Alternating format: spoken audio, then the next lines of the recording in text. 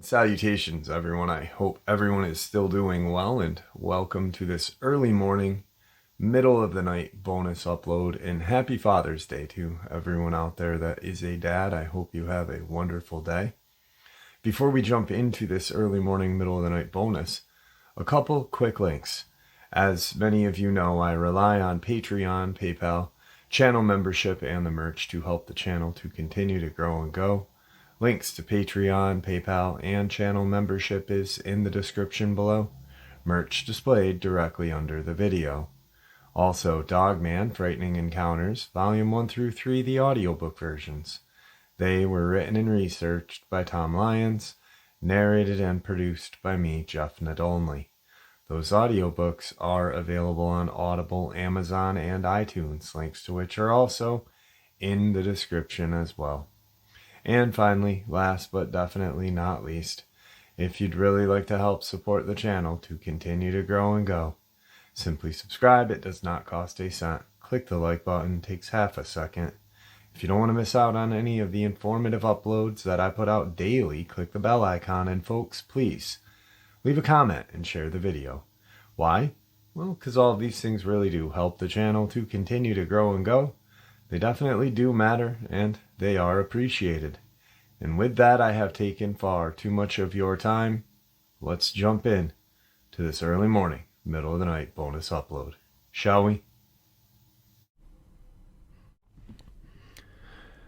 All right, guys, about 2 weeks ago, I had a upload with DJ, and DJ shared an experience that his friend's brother had in the vicinity of Hungry Mother's Park or Smith County. And shortly after that, I had received another email from a resident in that area as well, and they were talking about some ham radio transmissions they had heard. Today, I was talking to DJ about what was going on around his house and received another email from this person from the Department of Wildlife Resources to really shed some light on what occurred that day. And here is that email. Jeffrey, how are you? I actually just found your channel. I'm enjoying the information you are putting out to the public. My name is redacted. Please do not use my name ever on your channel, because I work for Virginia's DWR, Department of Wildlife Resources, in the Henrico office.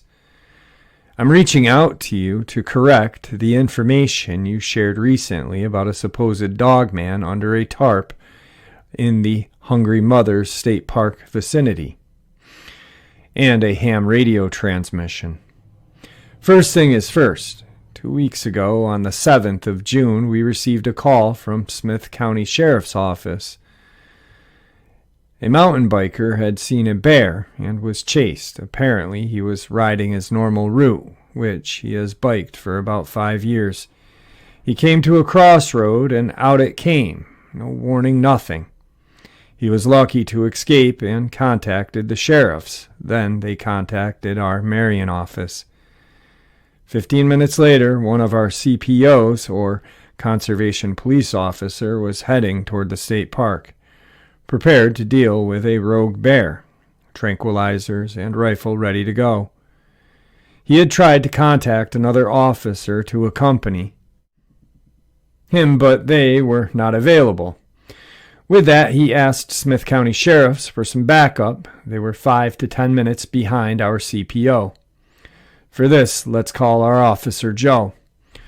Joe pulls up to the crossroad and gets out, looking for signs of the bear. Joe starts to walk into the tree line he thought the bear had entered. Joe had got maybe 30 to 40 feet into the woods when he hears a growl. He later told me it did not sound bear-like, more like a large wolf a very deep growl. He starts to look around 360 degrees. As he turns back toward the direction he was going, something huge dropped on top of him. Joe woke up in the back of an ambulance on a stretcher. The paramedics told him that he had what appeared to be a broken collarbone and about 6 to 7 slashes, about an inch deep. They would be heading to Smith County Community Hospital. When the sheriff deputies arrived, they heard rustling in the woods and rushed toward the noise. What they saw is as retold to our Henrico office. We pulled up to the scene and saw the DWR truck with no CPO in sight. We heard some commotion in the woods and proceeded out to where the noise was coming from. When we came upon the scene, Joe was on the ground with a large wolf-like animal on him. We started to scream and make all sorts of racket to scare this creature off of Joe.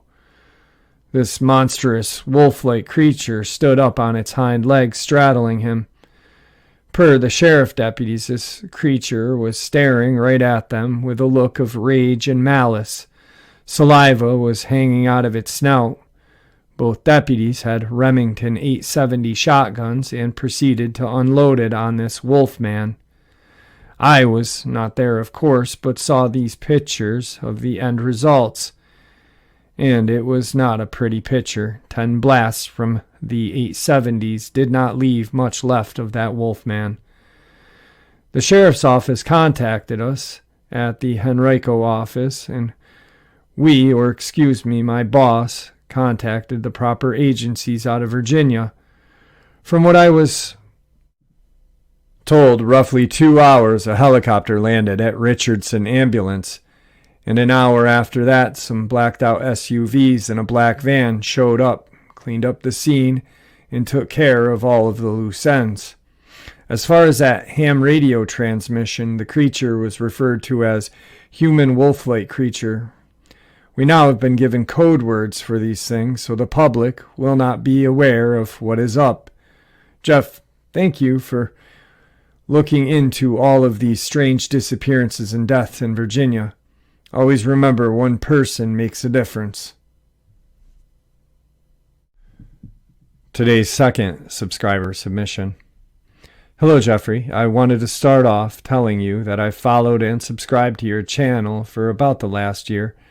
Memories of my encounter a little over 16 years ago were stirred up from the ambulance encounter you talked about. I was also contacted recently by the government agency and given the all clear to move back home when I am ready. This will become more clear in the telling of my encounter.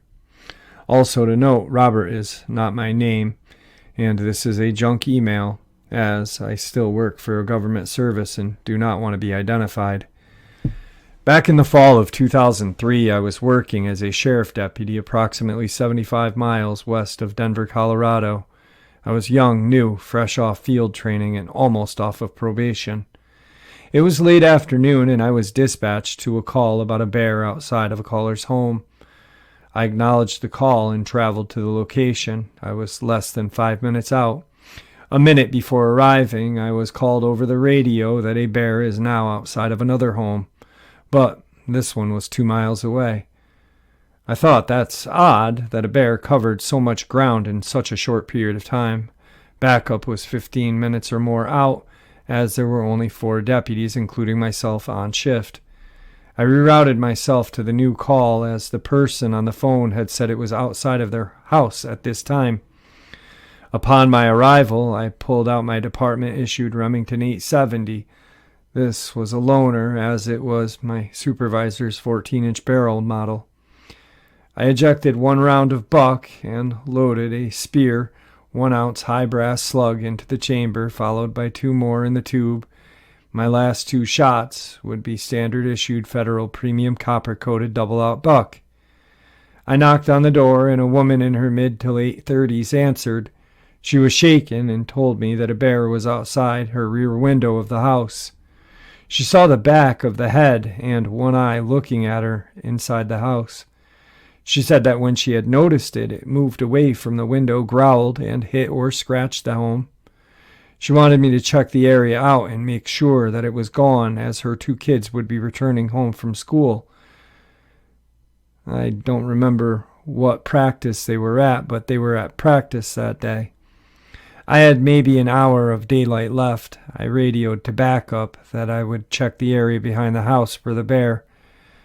Backup Deputy 1 was 5 to 7 minutes out from me, and Backup Deputy 2 went to the other house for the first call. This was due to the first caller getting more and more scared and wanting a deputy there.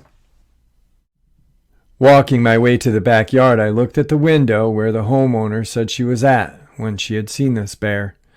The window was almost 6 feet up from where I was standing. I thought to myself, that would have to be a pretty big bear. I also noticed scratches in the siding of the home at the bottom of the window. They were pretty deep, and 5 lines running from 1 to 7. I then made my way to the woodline past her backyard. I walked straight into the woods and came upon a small creek. The banks of the creek were several feet wide, and the water running through it was approximately 10 feet wide to 6 to 8 inches deep. The bank of the creek rised approximately 3 feet on both sides. Following the creek about 50 yards into the forest, I saw a large brown furry animal walking away from me on all fours. At this time, I clicked off the safety to the shotgun. I was walking along the dry bank of the creek, trying to make my way up to firmer ground, but the bushes along the higher portion of the creek blocked me. I then moved my way toward a large tree along the bank, as just past it was an opening to higher ground.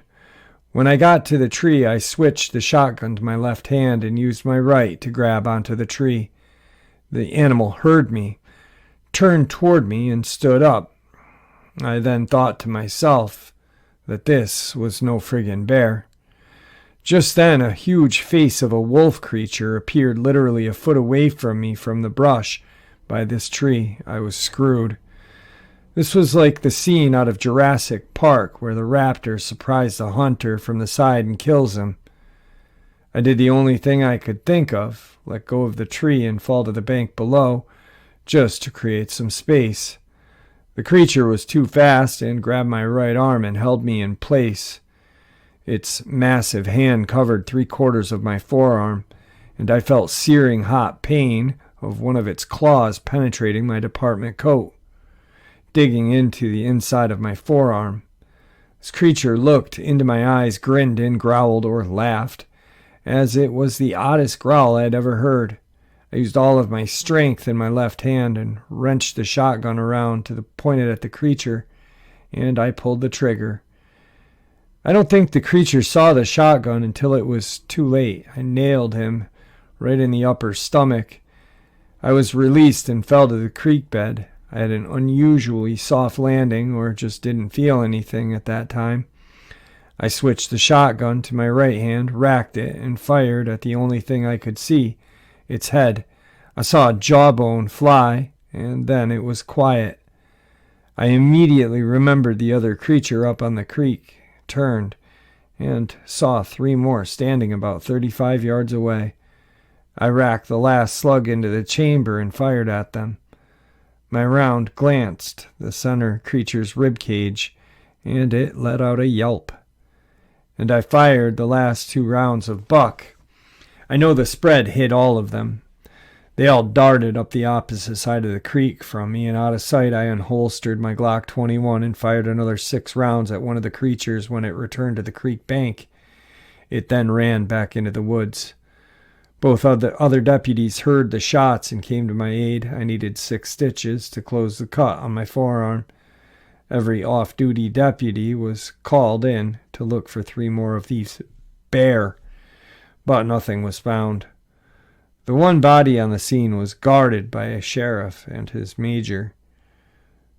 The feds showed up from Denver in about an hour, and I was asked a lot of questions, and asked multiple times if I were bit. I also had blood drawn 3 times over the next 3 days. I was told checking for rabies, which I know they weren't looking for. At the medical center, after getting stitched and cleared, Agent Bob, This is what I will call him to this day. In his thick southern accent came to me and told me that he was impressed that I did not die from coming upon 4 bear, and the one that I had killed was a very large one. He gave me a handwritten card with his number on it, told me to call him if I see any more of these bear. I asked him if I should stock up on silver, kind of a tongue-in-cheek move on my part, telling him that I know what we were actually talking about. To my shock, he told me that wouldn't be a bad idea, but a slug to the head seemed to work. The sheriff came in and told me he was going to give me a commendation for protecting the public from these crazed bears, and to take the next 6 weeks off with pay to heal from my injury. Jeff, there is more to this experience, part 2 sort of. If you want to hear about it, let me know, as the 3 other Dogmen came back for me at my house during my time off. If not, just let me know. I don't want to bother you with my dumb stuff. The first Dogman that grabbed me is described as all black with shades of gray mixed in the coat. The eyes were pure gold color, with small circular wisps of black. There was no eye shine, as it was still daylight, and it purposely got in my face to show dominance. In fact, it was so close I could see dark plaque build up on the front teeth of its canines. The closest image is the one you use with the Dogman face in the grass. The first time I saw that image, it gave me instant flashbacks. The way it looked at me and grabbed me, I saw extreme intelligence in its eyes. It was blind luck that I survived. If I did not click off that safety of that shotgun or maintain that firing grip when I transferred it to my left hand, I would not be here today. Before I left for the medical center, I was able to look at the body after my sector partner bandaged up my arm to control the bleeding. There was not much left of the face. The ears were like a German shepherd's, but with tufts at the peak. The hand almost reached to its knees. The hands were massive, and the claws did not look like they grew out like fingernails, but were an extension of the fingertips. I picked up the hand, and one of the deputies said, "Should you do that? It might be carrying diseases." I said, "Well, I already tangled with it, so I'm probably already done." The hand felt very leathery, and the claws were not really sharp, but with the force they are being driven at, it could cause some damage. This male had what I called like a slight chest puff, like a mini mane that some dogs have. The legs and feet looked like how you would look if you walked only on the balls of your feet, with the heel being more of a joint. Unlike a dog, this one had 5 toes, not 4, but it still looked larger pawed foot. There was no tail that I could see, but the body was lying on its back. I stretched out the left leg and estimated the height to be approximately 8.5 feet tall. I'm not good with weight, but the feds needed 2 Kubotas to drag this thing out, while raiding for a 3500 truck. The second Dogman, or dog person, was smaller in build than the first, but it was later found out to be a female. I believe this one was trying to distract me while the male sprung its trap. She was dark brown in color. The other 2 appeared to be male, and both similar looking to the one I killed. Now that the description is out of the way, I'll move on to the rest of the experience and where I have been relocated by the feds. I was dropped off that evening to my small home. It was a nice 1,050 square acre, all brick, 2 bedroom, 2 bath, with 3/4 of an acre. The perfect place for a single guy like me. My nearest neighbor was 600 yards away. My parents helped me purchase it when I got my job. My parents live in Denver. I was greeted by my small female German Shepherd, Lucy. She was happy to see me, but kept smelling me, and she just kept tucking her tail after getting cleaned up and changed. She was all hugs and kisses after that. Next morning, I checked with the sheriff's office. When I pulled into the parking lot, I noticed at least 6 Fed vehicles, a Fed armored vehicle, like today's Bearcat. I went in, met with the sheriff. The sheriff handed me my commendation letter. Told me to read it carefully, as the feds were all over the office. He also told me that our federal friends were staying in town for the next few days to help the department try and locate any more bears. I went out to my car and took out my letter. Inside was a note that said, to meet a clerk at the courthouse named Redacted. I traveled there to meet with Redacted. She handed me another envelope and told me to read it here. I opened the envelope and read the handwritten letter from the sheriff. It read as follows. Son, I can't help you in your time of need, as my hands are tied and I'm being watched. So are you. The agents are using you as bait. You are being followed by them, but I don't think they were here to protect you.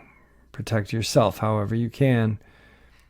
Do not leave and go home to your parents, as others may come back for you. When we get through this, we can have a talk on what I know. You have 1 down, 6 more to go. After I was done reading it, she shredded it and flushed it down the toilet. Over the next week, I went to all my doctor appointments, which were held in a mobile command bus by a doctor I had never seen. She was nice, but barely said a word. Agent Bob stopped by and asked if everything was okay at home. I told him everything was fine. He said, great. And on his way out, he looked back at me and said, trust your dog. I always carried my Glock 21 with 3 additional mags, and at home I loaded my personal Remington 1187P shotgun, similar to the one I carry at work, but this one was semi-automatic and held 7+1. I loaded it full of slugs and set it by my bedroom door. Thank you, Pops, for the police academy graduation present. On night 11, I was woken at about 2 in the morning. My dog was whimpering and growling. I could hear what sounded like multiple footsteps outside of the house. I had my blinds closed in my bedroom and didn't want to open them. I went over and picked up my shotgun, rechecked it, clicked off the safety, opened my bedroom door. My dog ran out to the living room and dining area. She immediately locked on the back window. She tucked her tail and was frozen. But it was like she couldn't decide whether to bark or run. I had a desk set up in the dining area, as this was where my computer was. I had a small desk lamp on it next to the computer, while still in the hallway, which was dark, and around the corner I used a mirror on the opposite wall to look at the window. I saw the head of the female Dogman looking in the window with a side-eyed stare, like how a real angry dog will warn you that they are going to bite. This time I could see the gold reflection of its eyes. I whispered the command to speak to my dog. She went ape-crazy, barking. I then heard both my bedroom windows shattering, and I popped from the hallway corner, lined up the rifle sight on my shotgun and pulled the trigger. The window was blown outward. I then swung the shotgun back toward the bedroom, but I couldn't find anything to shoot at. I then heard a diesel engine race up and stop. Then I started to hear suppressed gunfire all around my home. After a few minutes, Agent Bob knocked on my door. He told me that was it. I saw 6 men dressed in full SWAT gear with suppressed AR-10s. Agent Bob had me walk with him to my backyard, and on the ground was a female. Agent Bob then said, "You bagged us a girl. Thanks. I've been needing one of them. They're hard to find." There were 2 more bodies in the woods just behind my house. He said 2 got away. Bob was a little more open to me now. He never said what they were other than bear, but told me that if he could, he would eradicate all of them. But people want to research, and air support would be drawn too much attention. He told me that I could not stay here because I'm a marked man. It took a few days, but my house was purchased by them, and I was moved to a desert city. They put in a good word for me to my new department. I was quickly hired and started my new job.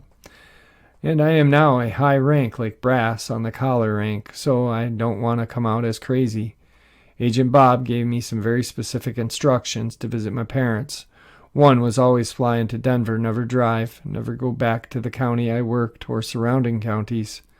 Once a year they'd ask me for some old, worn, unlaundered clothes.